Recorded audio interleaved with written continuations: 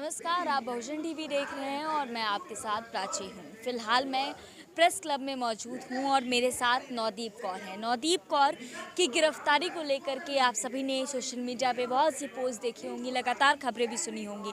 लेकिन अब नवदीप को ज़मानत मिल चुकी है और इसी सिलसिले में हम उनसे बात करने के लिए यहाँ पर आए हैं, क्योंकि जिस तरह से नवदीप की गिरफ्तारी की गई और लगातार आंदोलनकारियों को गिरफ्तार किया जा रहा है, उन पर यूएपीए एनएसए जैसे एक्ट्स लगाए जा रहे हैं। इसी सिलसिले में हमारे साथ नवदीप है, उनसे हम बात करेंगे और जानेंगे कि गिरफ्तारी से लेकर के अब तक जमानत तक उनके साथ क्या कुछ हुआ।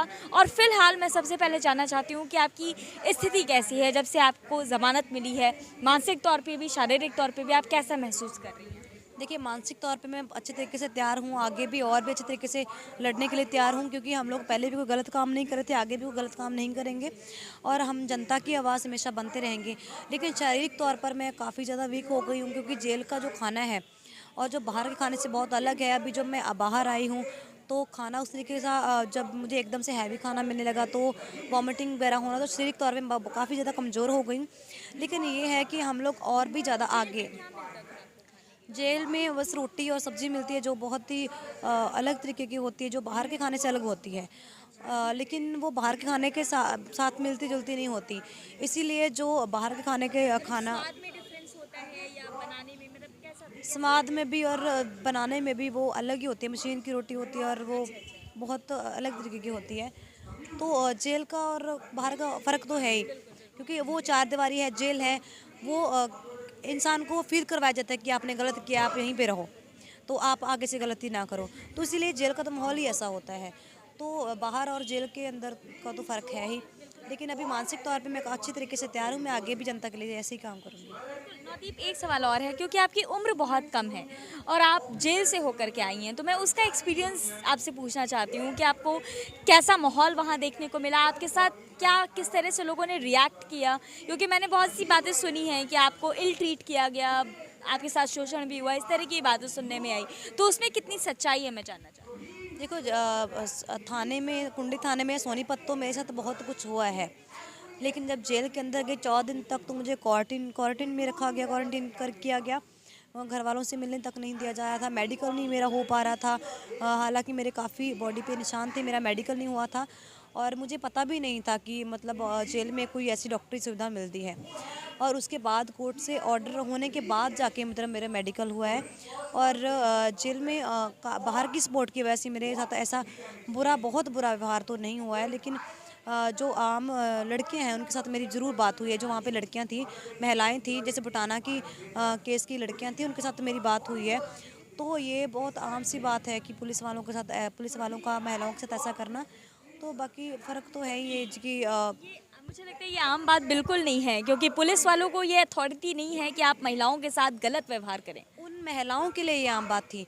जब मैंने ये बताया कि मेरे साथ ऐसा ऐसा हुआ है कुंडली थाने में, तो उन्होंने ये बोला कि ये आम सी बात है, आपके साथ तो इतना ही टॉर्चर हुआ है, हमारे तो हाथ पैर तोड़ दिए गए थे। और जेंट्स पुलिस ने 15 दिन तक रिमांड लिया और रेप भी किया है। जैसे बुटाना रेप केस 12 पुलिस वालों ने रेप किया है। और जैसे सोनीपत में देखा है आपने, सोनीपत में। और रेखा ना, सॉरी, एक लड़की थी, उसका कुंडली थाने में 15 दिन तक रेप हुआ है। तो ये उनके लिए ऐसा लगा था कि आपको सिर्फ मारा पीटा है, आपके प्राइवेट पार्ट पे ही मारा है। लेकिन हमारे साथ तो रेप हुआ है। तो महिलाओं के लिए ये आम बात बन गई है।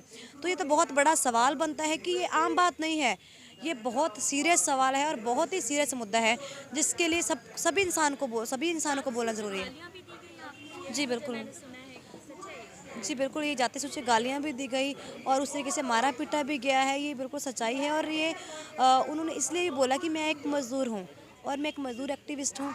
उन्होंने ये बोला है कि आपका काम जो है वो कंपनियों में काम करना है, गटर साफ़ करना है, ये आपका काम है जो आपको दिया गया है। आपका काम सर उठा के पुलिस वालों के सिर्फ देखना नहीं है, कंपनी मालिकों के खिलाफ देखना नहीं है, या सरकार किसी को सवाल करना आपका काम नहीं है।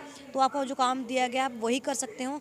और चुड़े चमार जो बोल के गालियाँ दे के जो उनको किया है वो तो परिवार के भी बारे में मैं बात करना चाहती हूँ, क्योंकि लगातार ऐसी खबरें आ रही हैं कि उनकी हालत बहुत ख़राब है, बहुत सारी इंजरीज हैं, तो आप उनसे मिली हैं क्या, उनसे बात हुई आपकी? बिल्कुल नहीं। जब मैं पहले संगठन में काम करी तब मैं शिव कुमार से मिलती थी, लेकिन जब मुझे अरेस्ट कर लिया गया उसके बाद में शिव कुमार के बारे में मुझे कुछ भी नहीं पता है।